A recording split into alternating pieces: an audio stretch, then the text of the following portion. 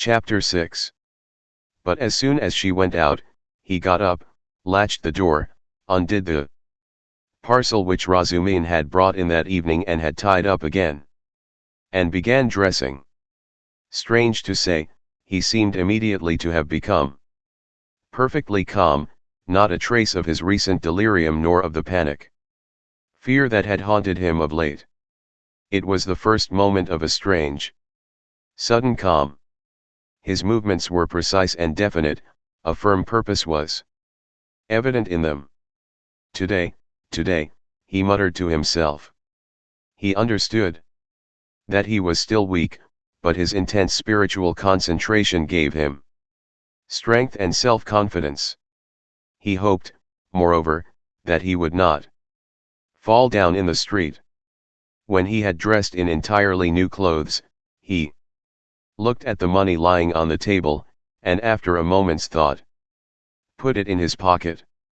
It was 25 rubles. He took also all the copper change from the 10 rubles spent by Razumin on the clothes. Then he softly unlatched the door, went out, slipped downstairs and glanced in at the open kitchen door. Nastasia was standing with her back to him, blowing up the landlady's samovar. She heard nothing. Who would have dreamed of his going out, indeed? A minute later he was in the street. It was nearly 8 o'clock, the sun was setting. It was as stifling as before, but he eagerly drank in the stinking, dusty town air.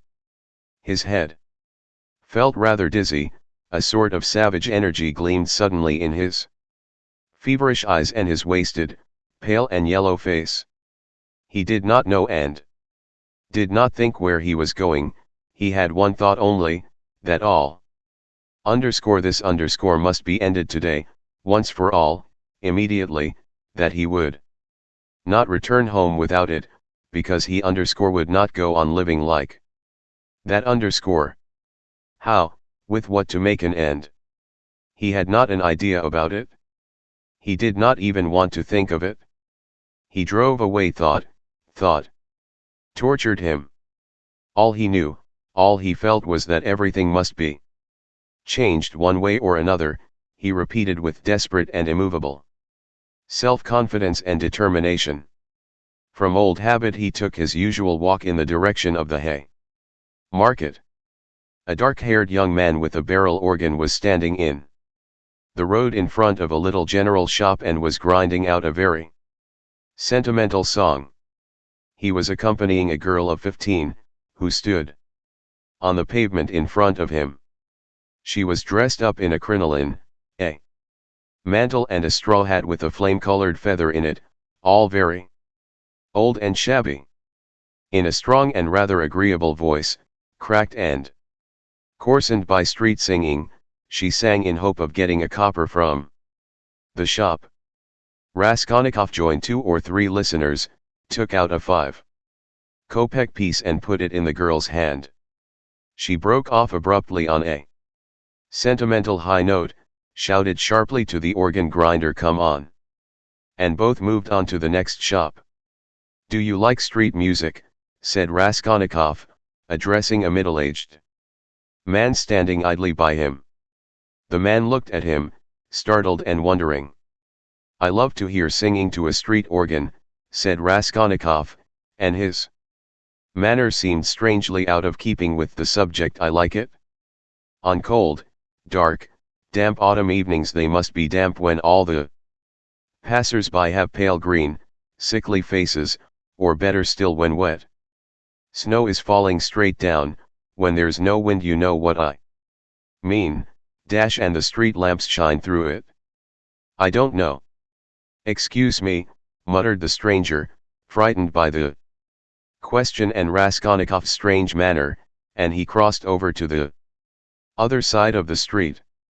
Raskolnikov walked straight on and came out at the corner of the hay market, where the huckster and his wife had talked with Lizaveta, but they were not there now. Recognizing the place, he stopped, looked round, and addressed a young fellow in a red shirt who stood gaping before a Corn chandler's shop. Isn't there a man who keeps a booth with his wife at this corner? All sorts of people keep booths here, answered the young man, glancing superciliously at Raskolnikov. What's his name? What he was christened? Aren't you a Zarayski man, too? Which province? The young man looked at Raskolnikov again. It's not a province, Your Excellency, but a district. Graciously. Forgive me, Your Excellency. Is that a tavern at the top there? Yes, it's an eating house and there's a billiard room and you'll find princesses there too. La la. Raskolnikov crossed the square. In that corner there was a dense crowd of peasants. He pushed his way into the thickest part of it, looking at the faces. He felt an unaccountable inclination to enter into conversation with people. But the peasants took no notice of him, they were all shouting in groups together. He stood and thought a little and took a turning to the right in the direction of V. He had often crossed that little street which turns at an angle, leading from the marketplace to Sadovy Street.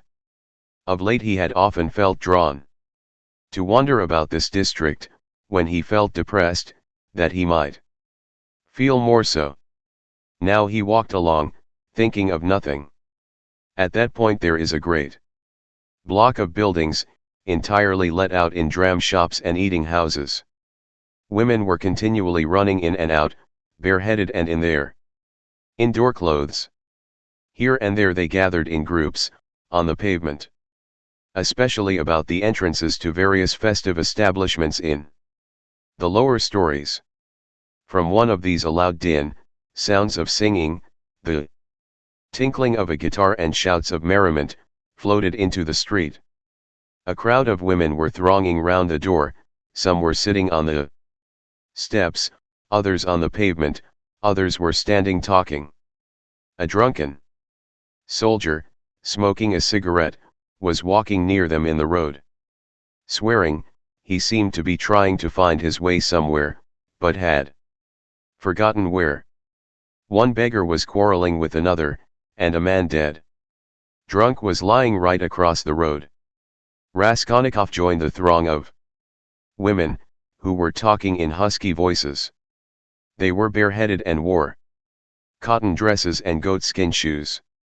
There were women of 40 and some not more than 17, almost all had blackened eyes.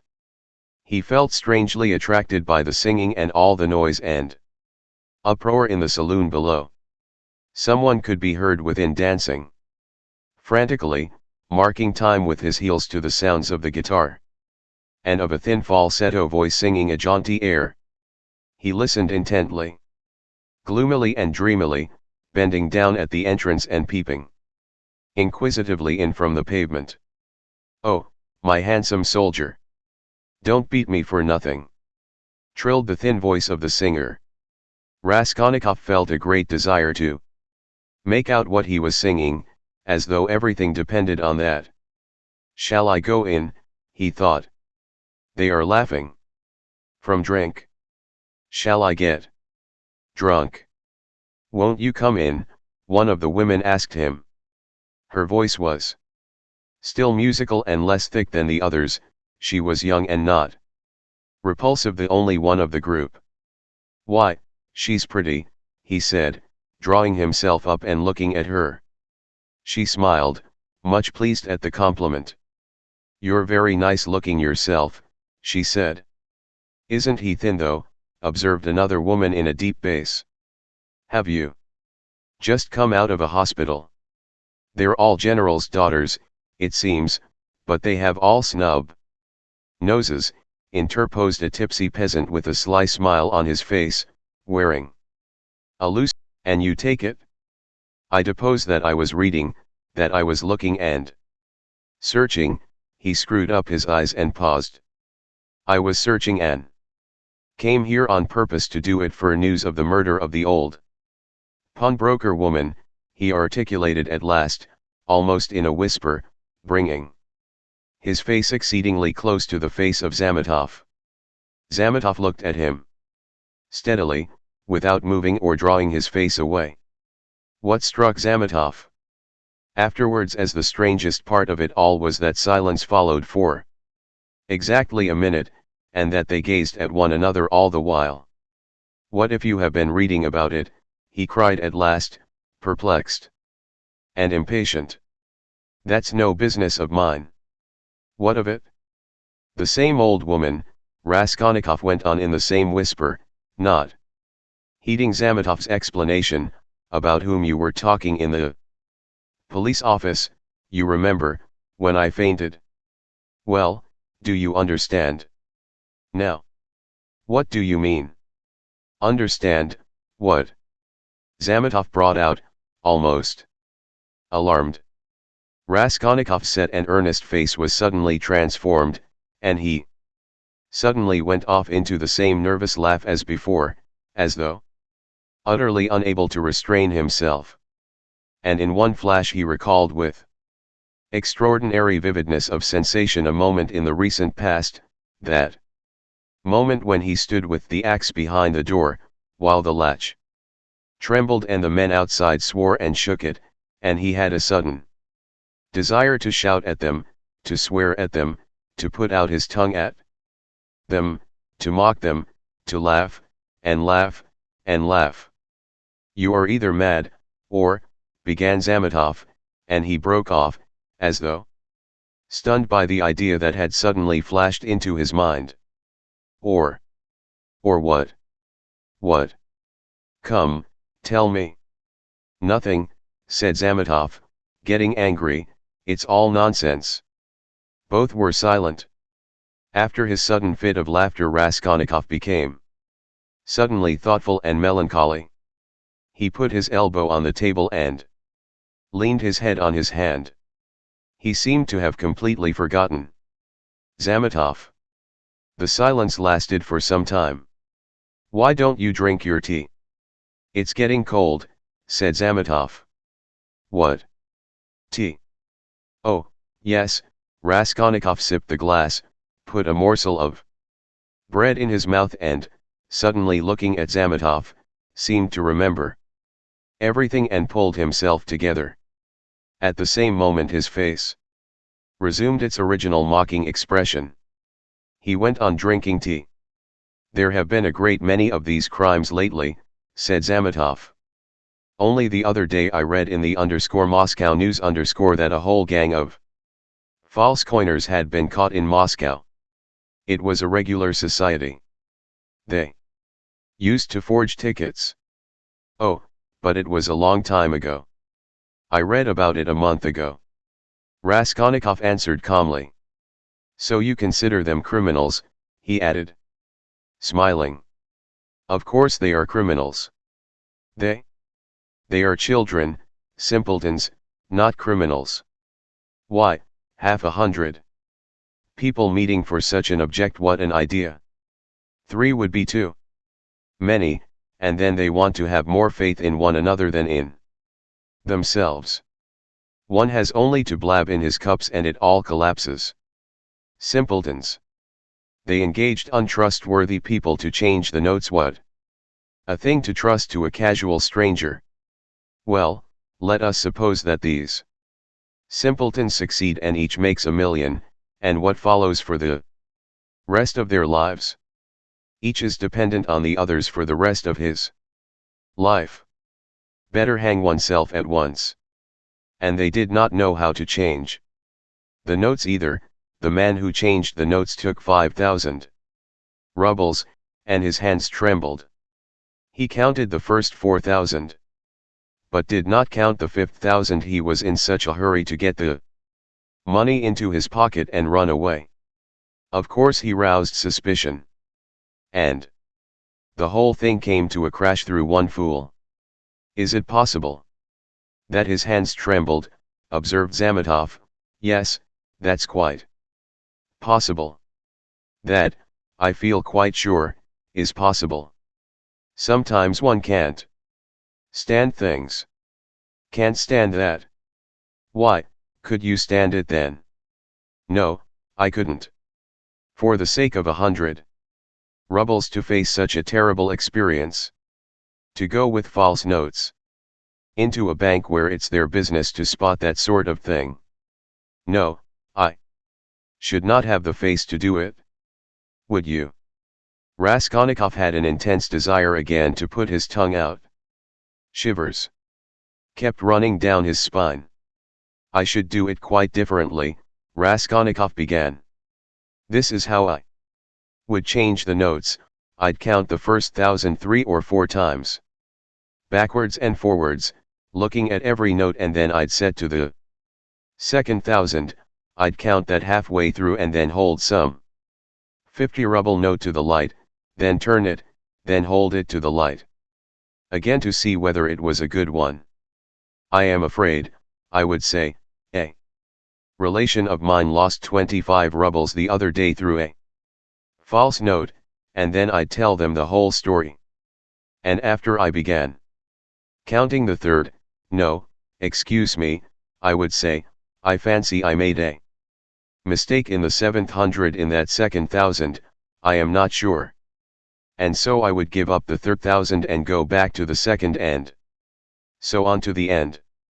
And when I had finished, I'd pick out one from the fifth and one from the second 1,000 and take them again to the light. And ask again, change them, please, and put the clerk into such a stew that he would not know how to get rid of me. When I'd finished and had gone out, I'd come back, no, excuse me, and ask for some explanation. That's how I'd do it. Phew, what terrible things you say, said Zametov, laughing. But all that is only talk. I dare say when it came to deeds you'd make a slip. I believe that even a practiced, desperate man cannot always reckon on himself, much less you and I. To take an example near home, that old woman murdered in our district. The murderer seems to have been a desperate fellow. He risked everything in open daylight, was saved by a miracle, but his hands shook, too. He did not succeed in robbing the place, he couldn't stand it. That was clear from the... Raskolnikov seemed offended. Clear? Why don't you catch him then, he cried, maliciously jibing at Zametov. Well, they will catch him. Who? You. Do you suppose you could catch him? You've a tough job. A great point for you is whether a man is spending money or not. If he had no money and suddenly begins spending, he must be the man. So that any child can mislead you. The fact is they always do that, though, answered Zametov. A man will commit a clever murder at the risk of his life, and then at once he goes drinking in a tavern. They are caught spending money, they are not all as cunning as you are. You wouldn't go to a tavern, of course. Raskolnikov frowned and looked steadily at Zametov. You seem to enjoy the subject and would like to know how I should behave in that case, too, he asked with displeasure. I should like to, Zametov answered firmly and seriously. Some would too. Much earnestness began to appear in his words and looks. Very much. Very much. All right then.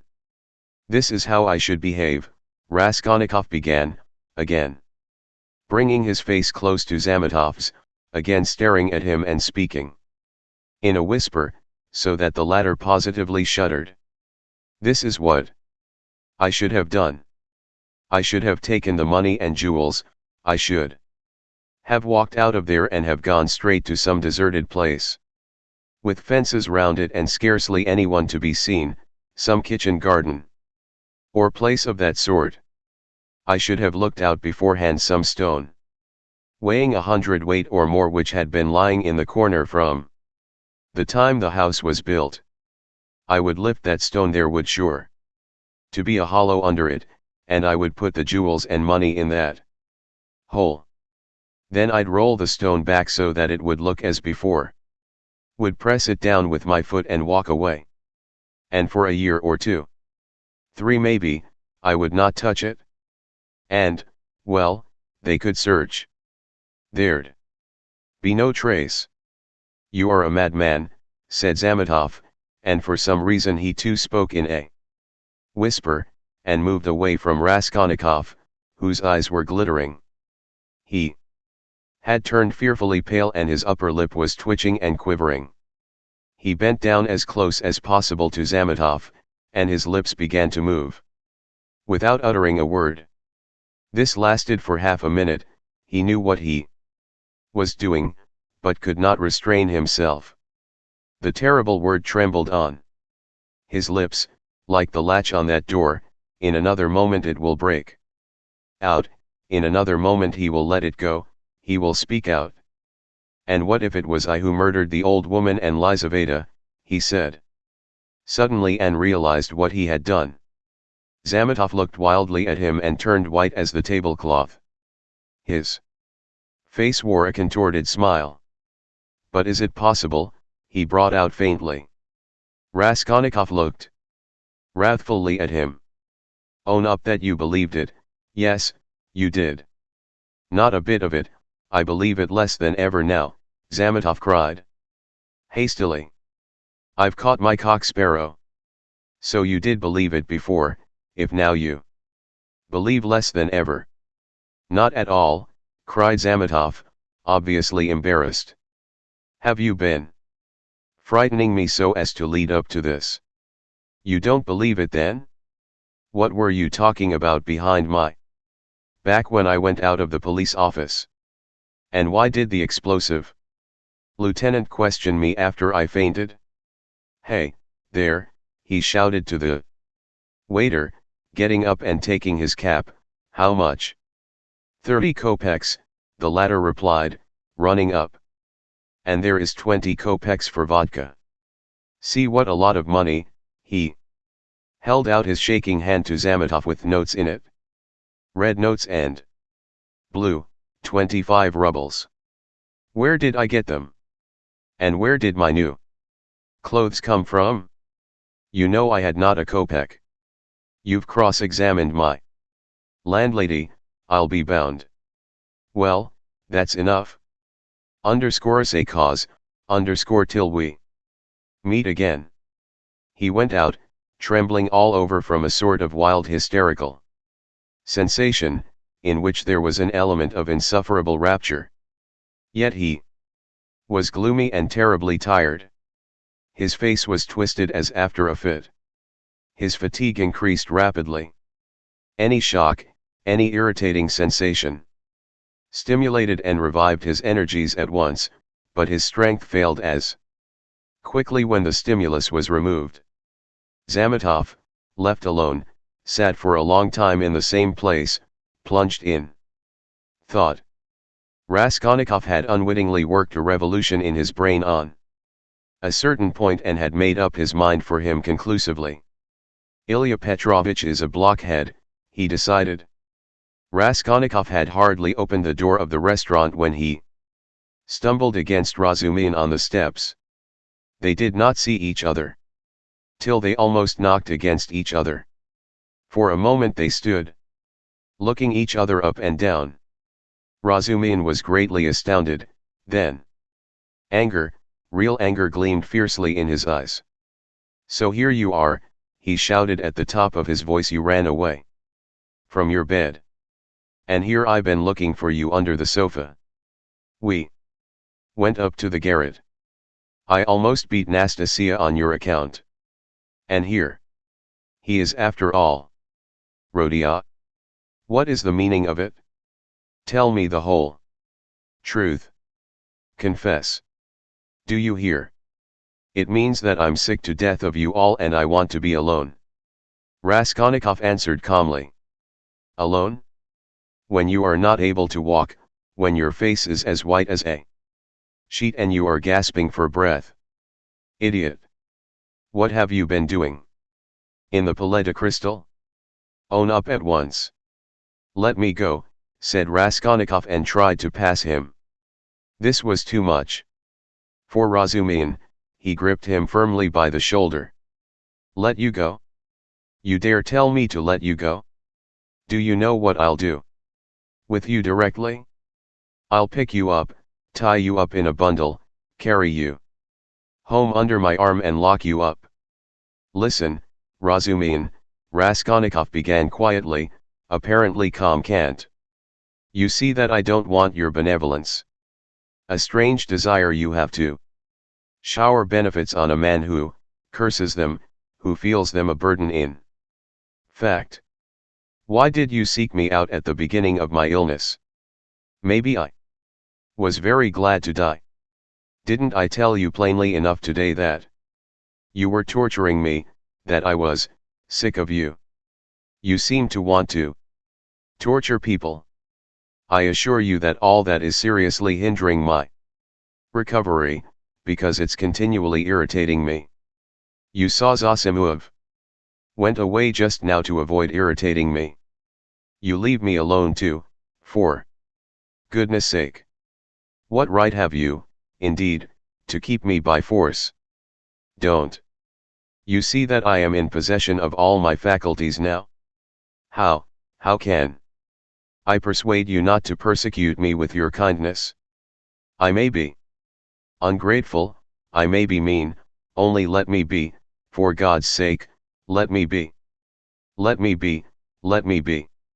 He began calmly, gloating beforehand over the venomous phrases he was about to utter, but finished, panting for breath, in a frenzy, as he had been with Luzhin. Razumihin stood a moment, thought and let his hand drop. Well, go to hell then, he said gently and thoughtfully.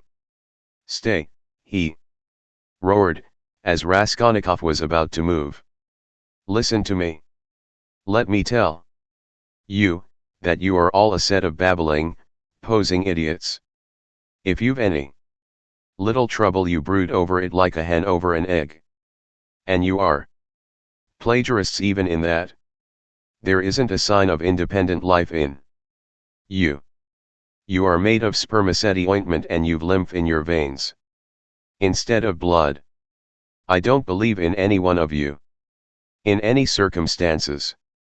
The first thing for all of you is to be unlike a human being. Stop, he cried with redoubled fury, noticing that Raskolnikov was again making a movement. Hear me out. You know I'm having a housewarming this evening, I dare say they've arrived by now, but I left my uncle there. I just ran in to receive the guests. And if you weren't a fool, a common fool, a perfect fool, if you were an original instead of a translation. You see, Rodia, I recognize you're a clever fellow, but you're a fool, and if you weren't a fool you'd come round to me this evening. Instead of wearing out your boots in the street. Since you have gone out, there's no help for it.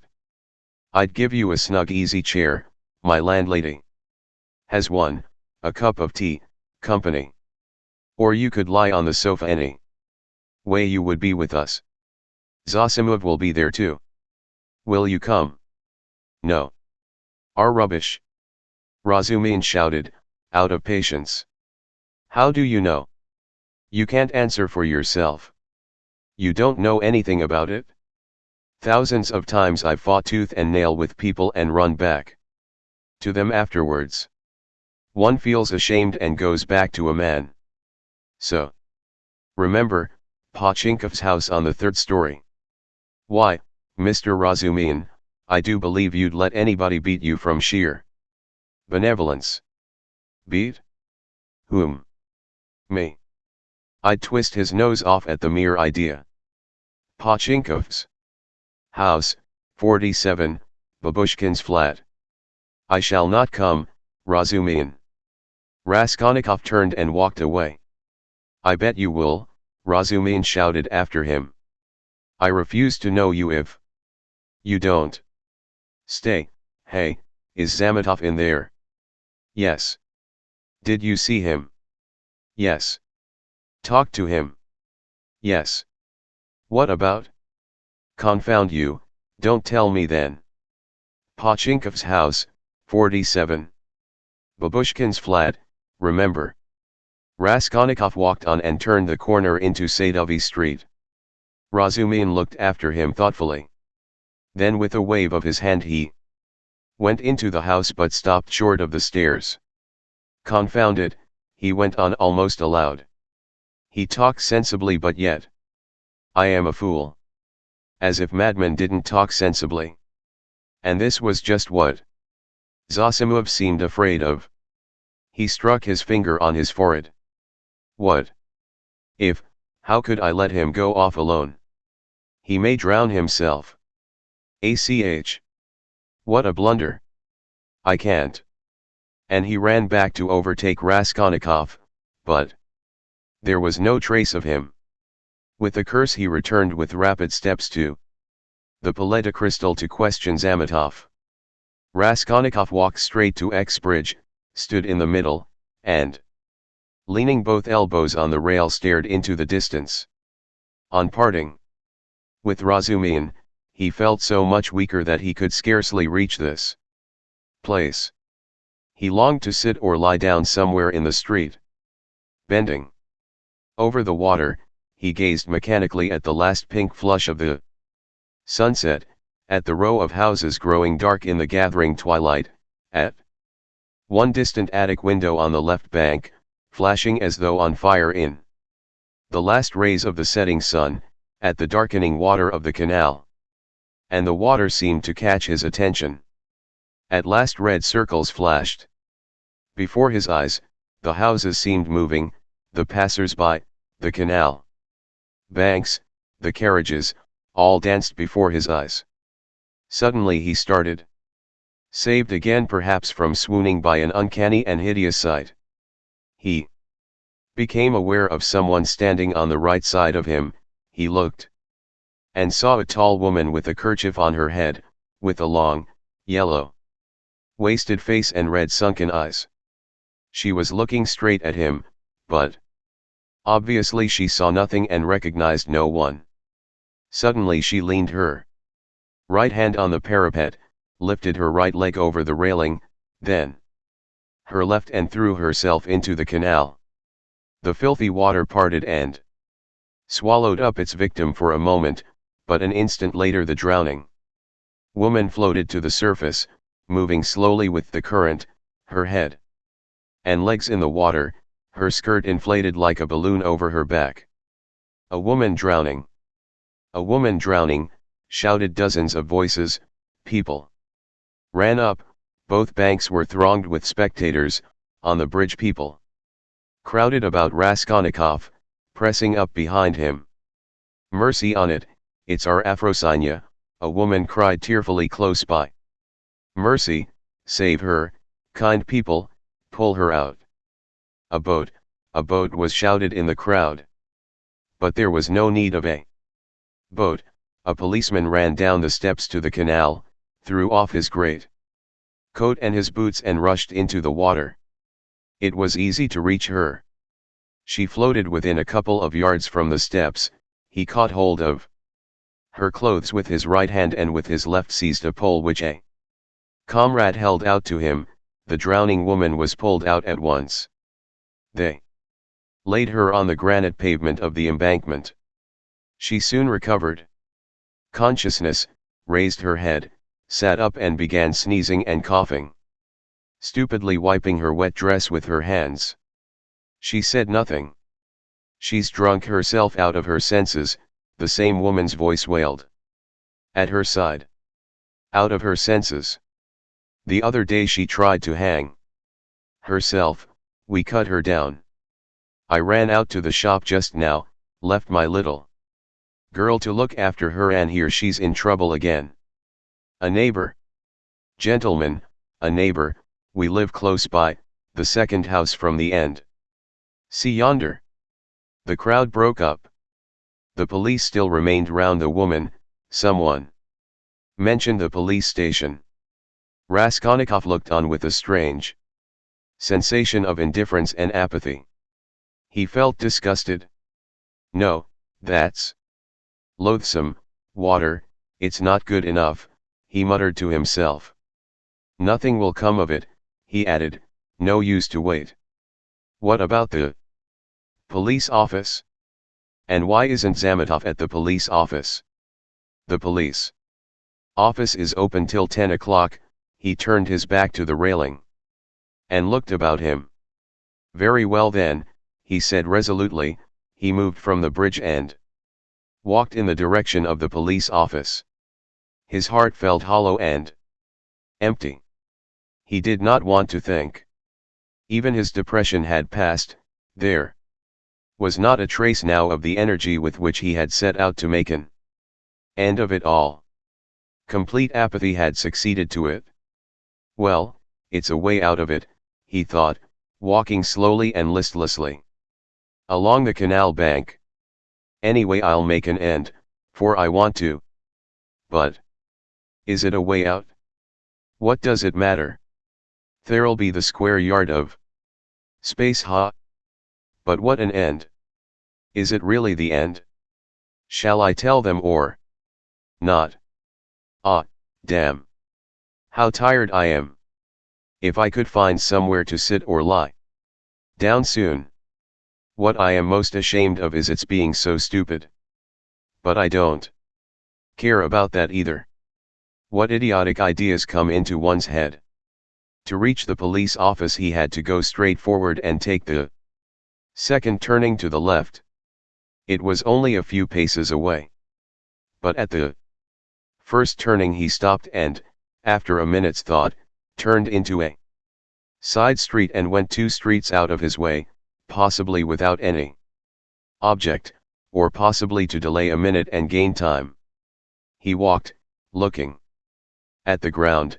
Suddenly someone seemed to whisper in his ear. He lifted his head and saw that he was standing at the very gate of the house. He had not passed it, he had not been near it since that evening. An overwhelming, unaccountable prompting drew him on. He went into the house, passed through the gateway, then into the first entrance on the right, and began mounting the familiar staircase to the 4th story. The narrow, steep staircase was very dark. He stopped at each landing and looked round him with curiosity. On the first landing the framework of the window had been taken out. That wasn't so then, he thought. Here was the flat on the 2nd story where Nikolai and Dmitri had been working. It's shut up and the door newly painted. So it's to let. Then the 3rd story and the 4th. Here. He was perplexed to find the door of the flat wide open. There were men there, he could hear voices. He had not expected that. After brief hesitation he mounted the last stairs and went into the flat. It, too, was being done up, there were workmen in it. This seemed to amaze him. He somehow fancied that he would find everything as he left it, even perhaps the corpses in the same places on the floor. And now, bare walls, no furniture, it seemed strange. He walked to the window and sat down on the window sill. There were 2 workmen, both young fellows, but one much younger than the other. They were papering the walls with a new white paper covered with lilac flowers, instead of the old, dirty, yellow one. Raskolnikov for some reason felt horribly annoyed by this. He looked at the new paper with dislike, as though he felt sorry to have it all so changed. The workmen had obviously stayed beyond their time and now they were hurriedly rolling up their paper and getting ready to go home. They took no notice of Raskolnikov's coming in. They were talking. Raskolnikov folded his arms and listened. She comes to me in the morning, said the elder to the younger, very early, all dressed up. Why are you preening and prinking, says I am ready to do anything to please you, Tit Vasilich. That's a way of going on. And she dressed up like a regular fashion book. And what is a fashion book? The younger one asked. He obviously regarded the other as an authority. A fashion book is a lot of pictures, colored, and they come to the Tailors here every Saturday, by post from abroad, to show folks how to dress, the male sex as well as the female. Their pictures. The gentlemen are generally wearing fur coats and for the ladies fluffles. They're beyond anything you can fancy. There's nothing you can't find in Petersburg, the younger cried enthusiastically, except father and mother, there's everything. Except them, there's everything to be found, my boy, the elder declared sententiously. Raskolnikov got up and walked into the other room where the strong box, the bed, and the chest of drawers had been. The room seemed to him very tiny without furniture in it. The paper was the same, the paper in the corner showed where the case of icons had stood. He looked at it and went to the window. The elder workman looked at him askance. "What do you want?" he asked suddenly. Instead of answering, Raskolnikov went into the passage and pulled the bell. The same bell, the same cracked note. He rang it a second and a third time. He listened and remembered the hideous and agonizingly fearful sensation he had felt then began to come back more and more vividly. He shuddered at every ring and it gave him more and more satisfaction. "Well, what do you want? Who are you?" the workman shouted, going out to him. Raskolnikov went inside again. "I want to take a flat," he said. "I am looking round. It's not the time to look at rooms at night, and you ought to come up with the porter. The floors have been washed, will they be painted?" Raskolnikov went on. "Is there no blood?" "What blood?" "Why, the old woman and her sister were murdered here. There was a perfect pool there." "But who are you?" the workman cried, uneasy. "Who am I?" "Yes. You want to know? Come to the police station, I'll tell you." The workman looked at him in amazement. "It's time for us to go, we are late." "Come along, Alyashka. We must lock up," said the elder workman. "Very well, come along," said Raskolnikov indifferently, and going out first, he went slowly downstairs. "Hey, porter," he cried in the gateway. At the entrance several people were standing, staring at the passers-by. The two porters, a peasant woman, a man in a long coat and a few others. Raskolnikov went straight up to them. "What do you want?" asked one of the porters. "Have you been to the police office?" "I've just been there." "What do you want?" "Is it open?" "Of course." "Is the assistant there?" "He was there for a time." "What do you want?" Raskolnikov made no reply, but stood beside them lost in thought.